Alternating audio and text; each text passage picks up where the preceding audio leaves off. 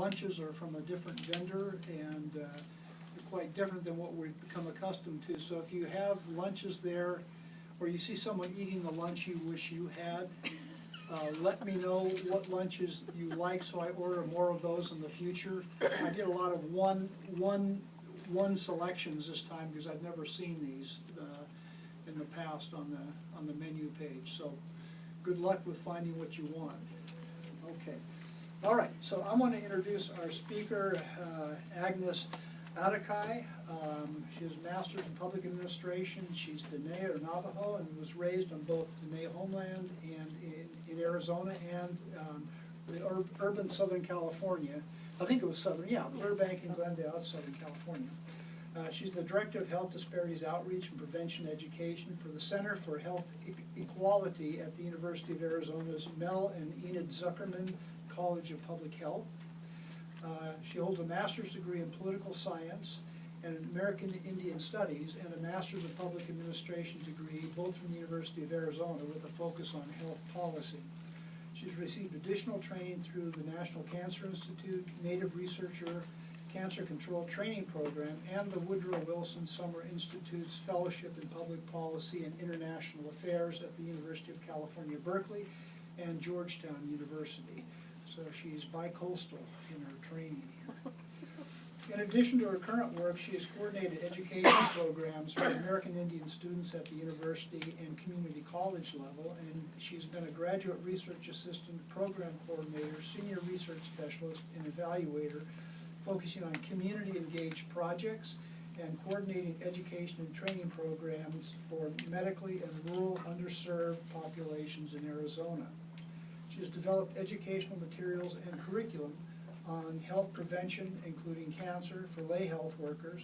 In other words, if it's reservation-based or tribal community health representatives, promotores de salud, and community members. Her current projects include the Southwest American Indian Collaborative Network grant with the Intertribal Council of Arizona Incorporated, the Center for Health Equality Project Export with the University of Arizona Zuckerman College of Public Health, and the evaluation of the Hard Rock Youth Wellness and Prevention Program with the Navajo community of Hard Rock, Arizona. She is a member of the American Indian, Alaska Native, and Native Hawaiian Caucus of the American Public Health Association, the Native Research Network, and the Society for the Advancement of Chicanos and Native Americans in Science. She's on the Arizona Comprehensive Cancer Control Coalition State Plan Committee and a member of the U.S. Department of Health and Human Services Office of Women's Health Minority Women's Health Panel of Experts. And I couldn't do that in one breath. So, Agnes, it's a pleasure to have you here. She came in yesterday. She's seen a little bit of the complexity and the size of Mayo and has examined the skyways and subways in her free time yesterday afternoon, and we're just so pleased to have her here. And if you'd like to meet with her afterwards, she's scheduled for one meeting from 1:30, I think it is, or 1:15 to 2:15, something like that, and then she would have some other time after that if you'd like to meet with her, if you have questions afterwards, and that includes those of you who are calling in. So Agnes, I want to welcome you, and folks, get ready for documenting resilient stories, promising research with urban American Indians. Thank you so much, Agnes. Thank you so much. So I think you would just click. Yep. Okay. So I have to apologize. I'm coming off from a sinus infection, so I kind of sound nasally. So I'll probably be coughing every now and then and taking some breaths in order to catch, making sure I have enough air before I pass out up here. So I apologize for that. Again, thank you for the nice introduction. And wanted to start off by my story of two trees. Imagine two trees. One that is very tall, has a nice big round trunk, very strong, nice crown with plenty of leaves and branches. And next to it, you see a tree that's a lot thinner, a lot smaller, has some branches and a nice crown too, but more willowy, so it bends. And then like in any community, there's a storm that comes in, a storm that happens regularly in any season, or something that happens all of a sudden. You see the storm comes in, and the trees are both moving. Which one of the trees do you think would fall? The skating one? No? Okay. So it really depends, you know. All trees have the potential to fall. And what we see on the outside is not necessarily what we see as the strength of the tree, because a tree depends on the strength of its roots. So the roots need to be strong and deep. But also you have a trunk. The trunk needs to be strong. It's the quality of the trunk. And then you also see the crown of the trees. The number of branches and leaves also indicate the strength of a tree. And so when a tree has, it may look strong, it may have some shallow roots. Many times trees have shallow roots because it's in an area where maybe it's urbanized, so it's covered by concrete, and so the roots cannot go that far, and so it's pretty shallow, and so a slight wind or a strong storm might just topple that tree. Or it might be a tree that's more suitable for a certain area, planted in a different location, so it's not used to that soil, and then it builds those shallow roots. The trunk, on the other hand, may be diseased. We might not see the disease, but if you see woodpeckers nesting in there, you know that there is an issue, because woodpeckers usually nest in trunks, build homes in their trunks where there's weakness, and they build a house there. And then you'll see trees that have a lot of branches, and many times those branches will rub against each other and cause a way for disease or weaken the branches, so when there are winds that come in, they can break off.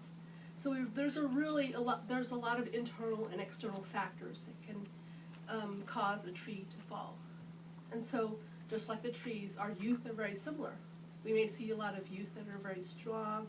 We may see youth that look, you know, very slight on the outside, but might have these deep roots that might have the training. You know, when a tree grows up, you have to train it and trim it and manage it to make it grow strong. And so many times we don't see those strong roots. And so that's the story I wanted to open with. So in today's presentation, I wanted to talk a little bit about our project, where I'm going to talk a little bit about the resilience in American Indian communities. Just like the trees, there needs to be strong roots. I also want to talk a little bit about the protective factors in resilience, mainly on the self, family, and culture. Again, all those internal and external factors that make a tree strong. I also want to talk a little bit about public health research on resilience in American Indian communities, and the lack of, or maybe some unique research that has prompted us to really go in and develop our own research project, which was documenting and promoting resilience in urban American Indians.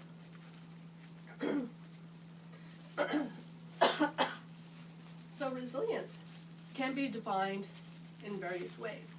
You have a lot of definitions from a lot of different researchers, from dictionaries, from a lot of programs like PBS. So basically it's the ability to recover from or adjust easily to change or misfortune. So something happens to a person, an organization, a building, a tree, it changes it bounces back. So you have all these factors that enable to a person to respond or adapt under adverse situations, or adapt successfully in the face of threats or disasters. So it can be used, it's used in a variety of different aspects of biological sciences, in physical sciences, and social sciences, also in organizational theory and education. So resilience is used in a variety of different academic specialties, but it ends up meaning to bounce back. So we see here a couple of examples. One is from engineering. You have resilience for an object. For a system, for an adaptive system, it means the ability to withstand, recover from, and reorganize in response to a crisis. And then further on, you look at business resilience. Again, you're looking at marketplace readiness, knowledge, expertise, continuity of business operations when it's exposed to risk. Then you also look in clinical psychology, which is down here on the lower left side, where you have resilience. Basically, a person is in its comfort zone, and there's disruption, and they reintegrate either as a resilient person back to its comfort level, reintegrates with loss, or is not able to reintegrate as well. Then you also look in resilience in community preparedness, where you have your personal preparedness, your community preparedness, and institutional preparedness. So you have different different categories. So personally, you're supposed to be critically aware. So you have a sense of community. In the community, there is participation. You have commitment when you're doing disaster preparedness. And an institution who provides disaster preparedness in order for it to be resilient needs to be trustworthy, have the resources, and is able to assist the community with problem solving. So you have different ways of looking at resilience, you know, from engineering standpoint, from a business standpoint, from clinical psychology, and also from community preparedness. So you have different models of resilience, again, talking about bouncing back from a change and how different partners interact within that change. In everyday society, you hear the terms of bootstrapping, picking yourself up by your bootstraps, recovering from trauma, competence under stress, invulnerability despite risk, interaction between protective and risk factors. And so when we talk about resilience in the research that we did, we looked at health disparities among American Indians. And most researchers know, and also most community members know, that there are a lot of disparities in American Indian communities. High rates of suicide, of car crashes, of domestic violence, of substance abuse, and so forth. And most of this, some of the researchers have tied to the impact of historical trauma, loss, grief, colonization, genocide, forced assimilation on American Indian well-being. So researchers have suggested that multiple traumas experienced by American Indians are passed down generationally because these past experiences have not yet been grieved. And this is the work of Mary Braveheart and a variety of other folks who talk about historical trauma. And historical trauma is the cumulative emotional and psychological wounding across generations, including trauma experienced in one's lifespan, which emanates from massively traumatized group history. So when there is historical trauma response, maybe individuals having anxiety, depression, ancestral pain, and experiencing microaggressions. And again, the effects of historical trauma are very similar as the health disparities that American Indians face, which are the suicides, the homicides, child abuse, and alcoholism that we see in communities. And one of the things when we work with our students, we talk about all of these subjects, and many times our students think it's something that has happened in the past. And what we like to do is show videos to our students to say that this is an issue that all youth are like to talk about and have knowledge about. So many times we show a lot of videos. And I don't know if many of you guys have seen this particular video. It's actually a video that was developed here, I believe, in Minnesota.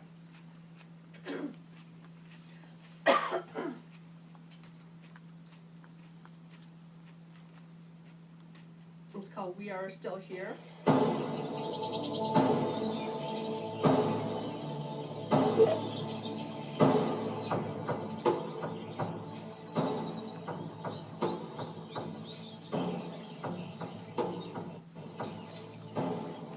I am Beth Fairbanks. I am from Bemidji, Minnesota. I am an enrolled member at the Leech Lake Reservation.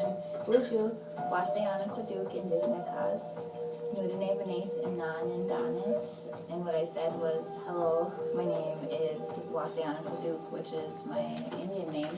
It means the bright white cloud before the thunderstorm. My name is Vincent Graves. I'm from Red Lake, Minnesota. In my third year at Bemidji State.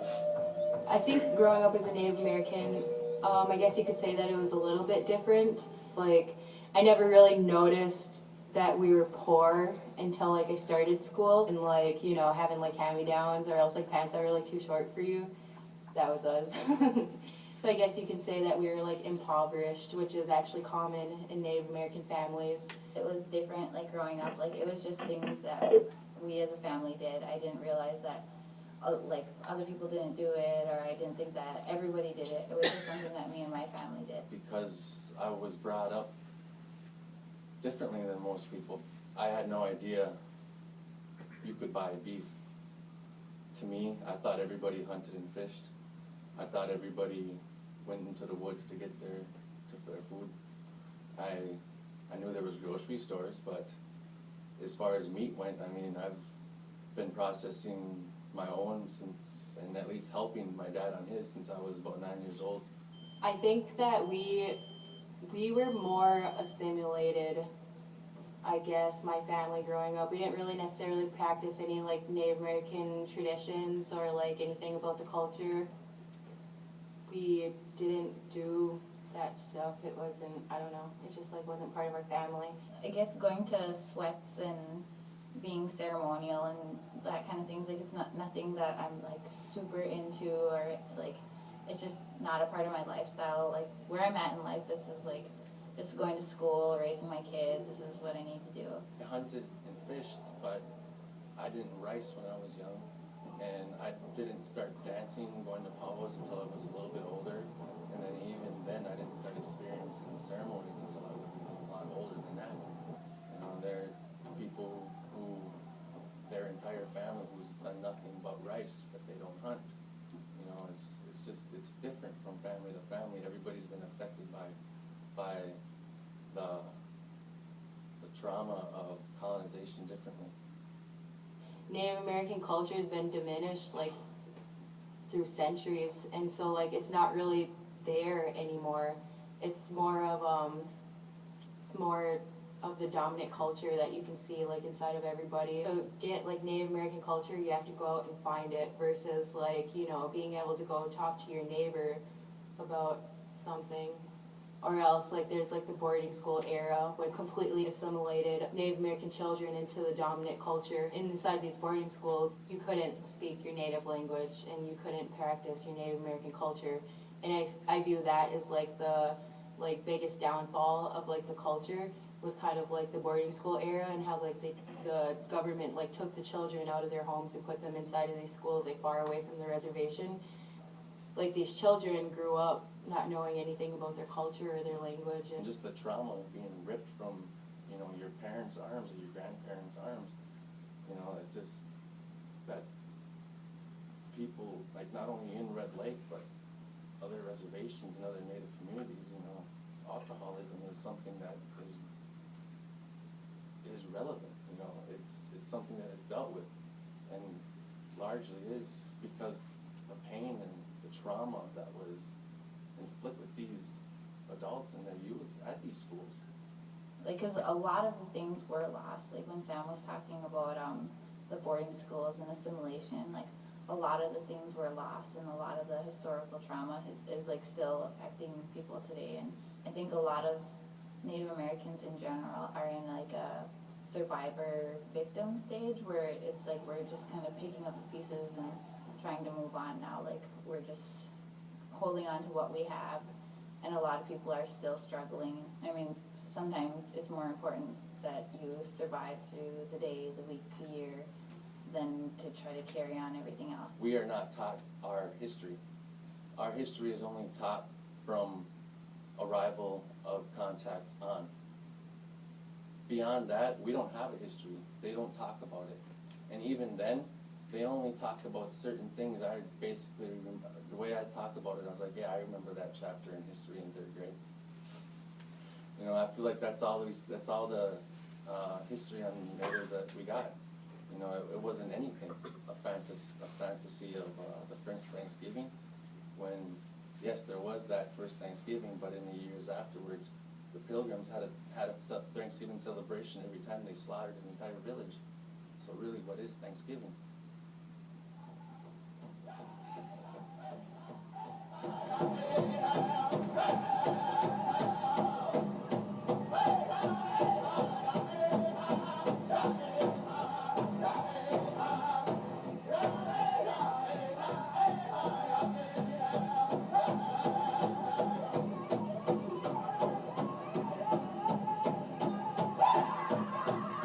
And so, as to be a Native American today, I think it's like our responsibility to like rebuild this culture and to like educate more people on Native Americans and just to like let them know that, you know, like we're still here and we still have culture and we're slowly coming back. My son, who's 6, he started out at Nagani, which is an all Ojibwe immersion school. The teachers only speak Ojibwe out there. So he's learning Ojibwe really fast. And we have the lifestyle that everyone thinks all Indians have still. Like the culture and everything, the language. And then my grandma, who can speak Ojibwe but doesn't have many people to speak it to. My mother, who can only understand Ojibwe but she can't speak it. To me, who can't understand it, can't speak it.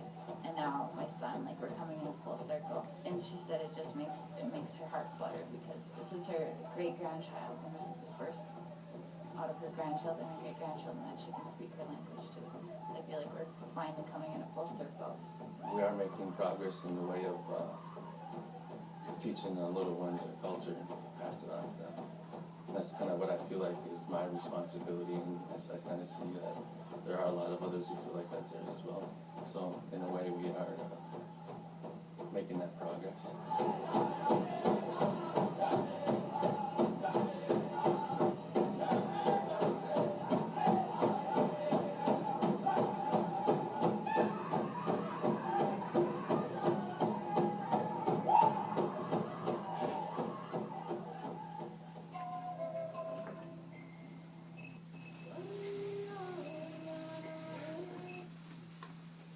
So I like showing this video to youth that we work with because it, again, provides information from students who are about their age who are talking about these issues.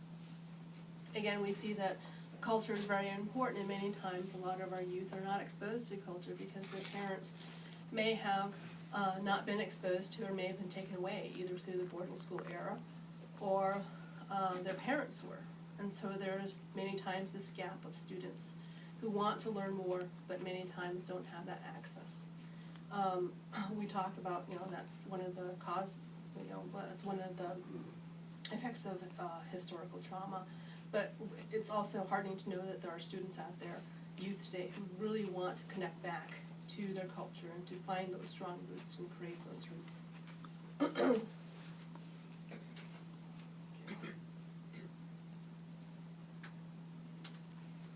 Again, when they had talked earlier about many times history focuses on contact and that American history begins at contact until now with the different policies that have impacted American Indian communities.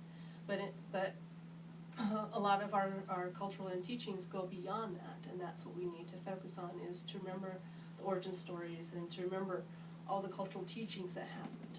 And this interactions with the United States and all the policies that have developed are things that are impacting our communities, that have caused a lot of the trauma through boarding school, through removal, through assimilation policies, through treaty making and so forth, and allotment. But we're now in an area where there's more self-determination, so we're able to see a lot more of our programs being taken over by tribal communities and have been going back and developing more culturally based programs.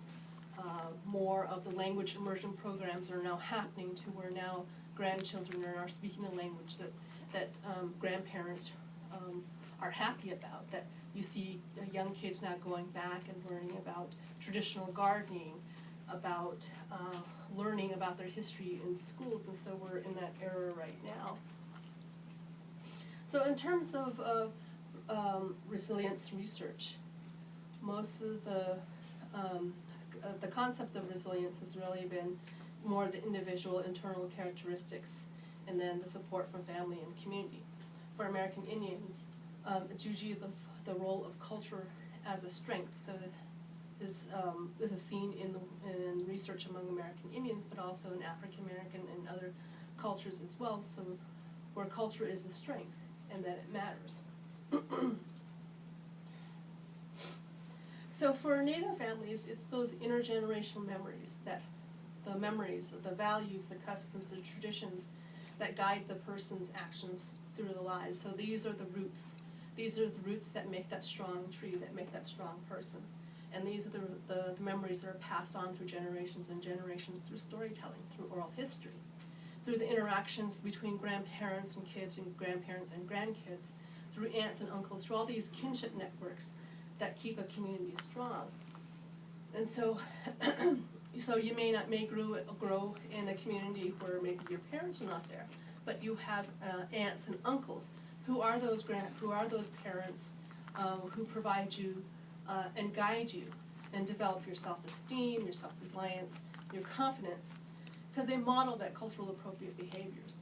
And this is also seen in urban areas too, because a lot of our families have now migrated into the urban areas. I think right now they said that about 60 to 70% of American Indian population live in the urban areas like Minneapolis, Phoenix, New York, San Francisco. So a lot of those families have moved from their ancestral lands, have moved into these urban areas, and are creating urban communities. And there's urban organizations who are responding to that and providing that cultural information for them. An example is the Phoenix Indian Center in Phoenix, Arizona, where they have a Navajo program, and they provide Navajo language, Navajo singing and dancing to the community, so that they continue to know the Navajo language. So in a nurturing environment for a person to be resilient, you have an individual who is flexible, can empathize, can communicate, has a cultural identity, is resourceful, and the family is helping that out by providing supportive parenting, providing quality relationships, setting positive involvement. Then you have folks who are exposed to like the peer support systems, where you have good peer supports, and provides youth with a sense of belonging in the school environment. If they're in a good school environment, they learn, they know that they're safe there, there's caring adults, that they have hope. And in the community, you have a community that transmits beliefs, norms, and values, that provides traditional activities, social activities. So it's a community environment that really creates a resilient person. It's all these activities, all these internal, external factors that create that strong tree, that strong individual. There was an article that I read back in 2013 in the New York Times that talked about the do you know scale.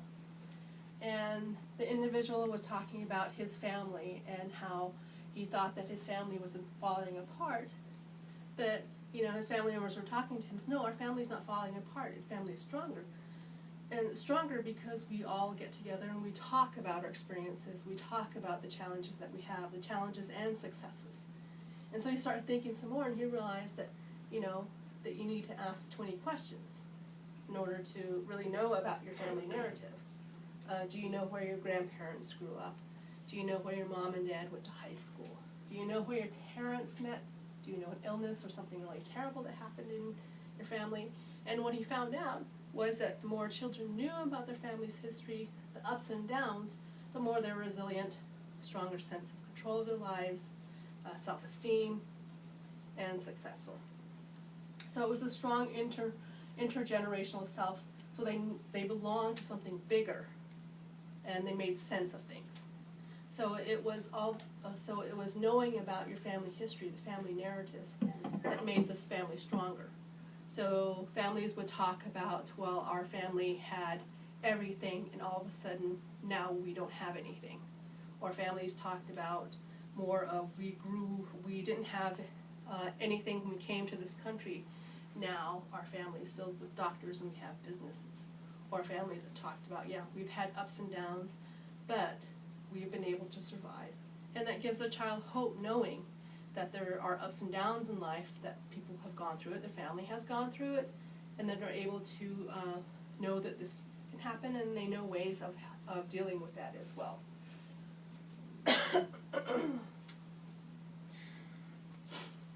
So, again, Mary Braveheart Yellow Horse had talked about in her articles about historical trauma, says a way to be a resilient community is to confront the historical trauma, understand the trauma, release the pain, and transcend the trauma. And many times, if we don't acknowledge that the pain or acknowledge the historical trauma, and many times it's forgotten or trivialized. There's what's called the conspiracy of silence, where we know that there's a problem in our community, but we don't talk about it. And this is one of the things that happened in terms of domestic violence, elder abuse, and even cancer. When I first started working in Arizona with the Arizona Cancer Center, working with the community health representatives and doing cancer education, I went to rural communities where people who were diagnosed with cancer were ostracized, who were told that, you don't want to talk to that family, they have cancer in that family. Or they'd walk, see that person somewhere and won't even acknowledge that person. And it's because they were fearful, they didn't know what cancer was, and they thought that you could catch it. And so our role in helping out was to educate folks that, you could not catch cancer, that the person really needed your support, and that it takes a community to really help a person out. So now, fast forward 14 years later, there's actually more cancer support groups now. There's cancer walks out in the communities. There's cancer survivor groups now happening. So you see, the conspiracy of silence, acknowledging that there's cancer in the community, that there's people affected, that you understand it, that people talk about it, they're actually openly talking about it, and now they realize that they as a community can help. So that's transcending, and that's the conspiracy of silence. And so in our communities, sharing of stories is really important, and it's the vehicle for learning and healing. How many of you had heard stories from your parents or your grandparents talking about either coming to this country or coming to the city or getting married and how hard it was, and now they're at the stage where, that they're able to give back, or remember your uncle so-and-so, he did that, don't do that. So all these stories are really important that really help a child grow up to be a resilient person. So some of the research in resilience in American Indian communities, especially with adolescents, many times focused on school success as a measure of being a resilient person. Your success in school means that you're a successful person. That enculturation and resilience. Enculturation meaning the process by which an individual learns about and identifies with his or her own cultural roots. It also influences positive relationships.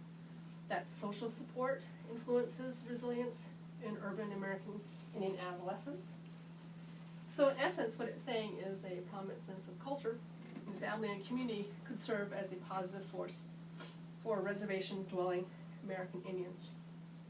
And what we've seen was a lot more research among American Indians and reservations, but very few among urbans, other than the one that Stumbling Bear and that group did. Charlotte Goodluck also identified, it's supposed to be 42, not 24, Native American strengths. So here's a list of strengths again: humor, cultural identity, language, tribal values, children, education, power of the group. So again, very similar to what other researchers have said. And we also looked a little bit about resilience in elders.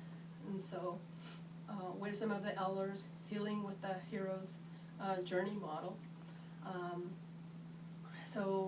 It was actually, they produced a Discovering Our Story project, and it's a video recorded stories of resilient Native Americans.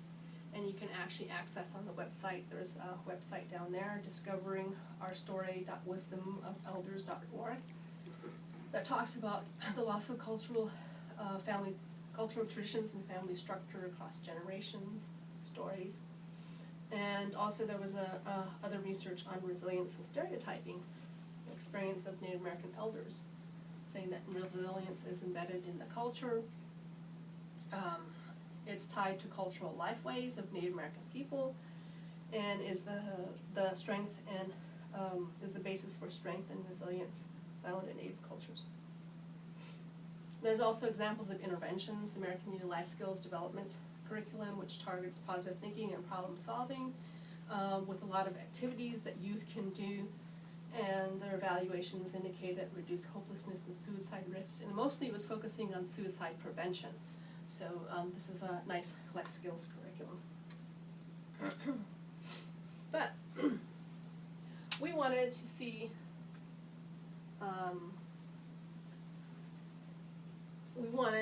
and explore a little bit more about resilience among American Indians. And we wanted to look and see where resilience is focused on. Again, it was on reservation communities, and we found out there was very few on elders and resilience. Okay. So my co-PI and I, Kirsten Reinschmidt, proposed to develop a pilot project with the Center for American Indian Resilience, which is a project between University of Arizona and Northern Arizona University. And we wanted to use CVPR principles to document stories of resilience among urban American Indians in the Tucson Indian Center, and to define resilience from the perspective of urban American Indians, and to develop a curriculum. And this project developed out of a conversation we had with the Tucson Indian Center. The University of Arizona has worked with the Tucson Indian Center for numerous years, helping out with their youth programs, with some of their assessments and surveys. We've had our students volunteer there, and in our conversation with them regarding any kind of future research projects, the executive director,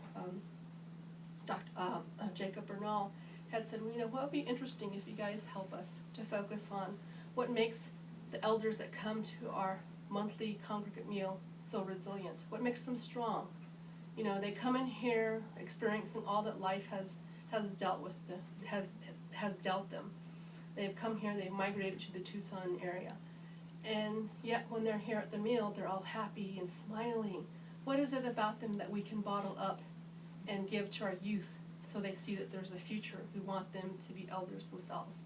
And we said, okay, so we start thinking about how to do this, and we developed the project based on the conversation that we had with Jacob. So again, as I said, this is a pilot project that's funded by the Center for American Indian Resilience, partnership between the University of Arizona and Northern Arizona University.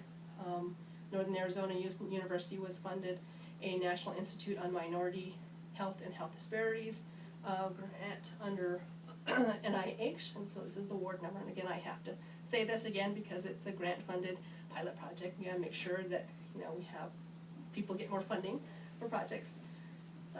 So again, it was a partnership between the University of Arizona and also the Tucson Indian Center. And we couldn't do this project without our team members. So we have 2 doctoral students that have helped out in this project, Carmela Thornbrew and Tara Chico. There are one of 6 Native doctoral students we have at the Melanina and Zuckerman College of Public Health. We have Shannon, who was our media specialist. She just entered the MPA program at the College of Public Health. And then we had several community members from the Tucson Indian Center that help us, and also a couple of elders who help participate in the project, whether it be helping us develop the questionnaire, doing the interviews, or reviewing the materials. So they were there helping us throughout this project. So what we did was we developed a questionnaire based on the literature. Of course, we did a literature review to look at resilience among American Indians, elders, Native people, and youth. And so we developed, we're thinking that, it's best to have a questionnaire that's pretty easy and simple. It was no more than about 8 questions. So we focus tested it with the elders, and the elders said, no, we have more questions to add. So 8 turned into 26. And we said, okay, so you know that that's going to be a long interview. And they said, no, that's fine. And we can, as long as you feed us, you provide us food and all snacks and stuff, we'll be fine. We'll get you folks to do the interviews. And so we pilot tested the interview instrument, and it went well. And then we started doing the interviews, and so we recruited 15 elders to do the interviews. And then again, they realized that, those questions were long. They answered most of what they wanted to answer in the first 2 questions. Because, when you talk to elders, they'll introduce themselves, and next thing you know, one question turns into their whole life story. So again, they answered almost everything within the first 2 questions. And then, of course, by protocol, we had to ask those other questions. And they kept telling us, why are you asking me that? That you've already asked that. And I said, we have to ask that because this is the questions you wanted. We just need to make sure we ask those again. So the same thing, you already asked me that, I already answered that. So again, first couple of questions provided us all the information. We videotaped and audio taped each interview. Again, we got their permission. We only had a couple people who did not want to be audio taped and videotaped, and so we hand wrote everything. And we transcribed all of all the notes and the interviews. And we first did a review of all the transcripts for keywords. Then we also analyzed it with in vivo software, and so they picked out the keywords as well, and we compared the 2. And using the keywords, we developed the curriculum based on those keywords. And now we are finalizing the curriculum. So this is a picture of some of the elders that we've interviewed. So in exchange, they also got a nice photo of themselves. They also got their own full 2-hour interview on a DVD for them to keep so they can share with their grandkids their stories, because they told some of their grandkids have never heard some of the stories that they've told of how they've come to Tucson or experienced things. And so we had 11 females, 2 males. We chose 55 and older because the elder said that's elder to us, at 55 and older, so it was 1 to 3 hours. We edited stories and gave them a copy. And then we did a second interview to review the digital story that was created from their videos. So we identified the themes, so we combined, we did a combined consensus and thematic analysis. So again, we looked at the groups that came up, the wordings that came up, and we compared them. We developed the thematic codes, we used the coding, and we analyzed it, and then we shared it also with our community advisory board, which was made of the elders who volunteered to review the analysis. And so this was the bulk, a lot of the work that we did was looking at the codes. So this is just an example of the codes that came out. So we asked questions on historical trauma and resilience. So out of historical trauma came out the Native concepts of what historical trauma is, which is oppression, assimilation, fear. There's also a sense of loss. A lot of families had experienced boarding school, broken families, loss of language, loss of tradition, removal from family, from land, adversity such as discrimination, substance abuse, generational gap, meaning that many times they don't connect with their grandkids or their kids, ill health, living conditions that they are living in the urban areas, loss of family members, violence, and of course in terms of resilience, they gave us concepts of what resilience meant to them, which was survival, getting through hard times, bouncing back, bettering themselves. Individual resilience at an individual level, meaning knowing your roots, participating, practicing. Family resilience, meaning family members as role models, positive relationships, safe environments.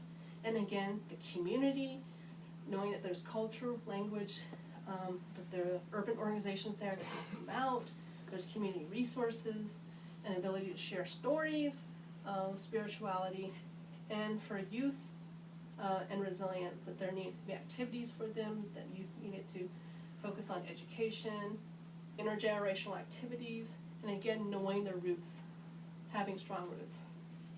And we talked also a little bit about health, how health was then, now and then, the health of youth, and how there are strategies where youth can be a little healthier.